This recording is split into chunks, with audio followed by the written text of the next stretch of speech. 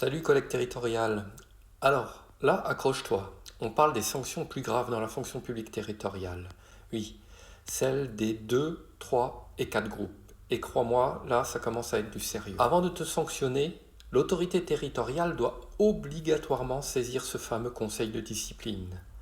L'autorité territoriale prépare un rapport avec les faits reprochés et ton dossier complet, elle l'envoie au CDG.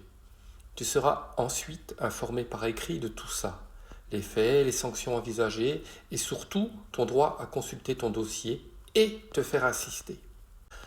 Alors comment préparer ta défense?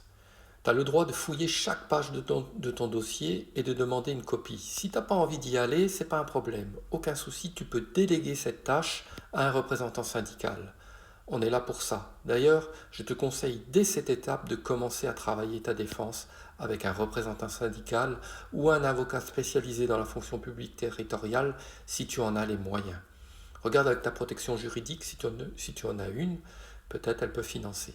Nous t'aidons à constituer un dossier en réponse à celui de l'autorité territoriale et t'expliquons comment produire des témoignages ou faire citer des témoins.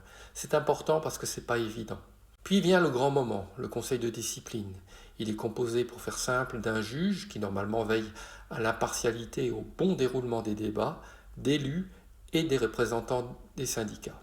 Tu seras convoqué à une séance où tu pourras te défendre, te faire assister d'un avocat ou d'un représentant syndical à tes côtés pour cela, et même faire venir des témoins.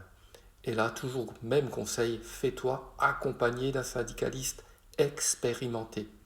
Pourquoi? Parce que nous, au SIHR FAFPT, syndicat majoritaire dans le 68, on participe aux discussions avec le juge, les élus et les autres partenaires sociaux. Ce sont des débats auxquels toi, comme agent mis en cause, tu ne peux pas participer ni ton avocat. Et crois-moi, ça peut tout changer. Une fois les débats terminés, le conseil donne son avis consultatif. Mais attention, c'est l'autorité territoriale qui tranche. Ce n'est qu'un avis qui est donné.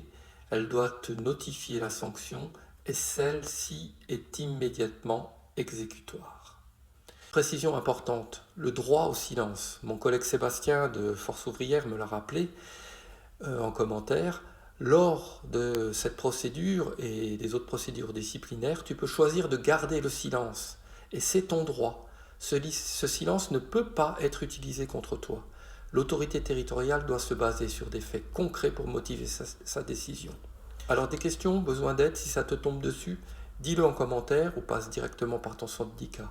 On est là pour défendre tes droits, c'est notre job. Ciao ciao, à bientôt pour de nouvelles infos.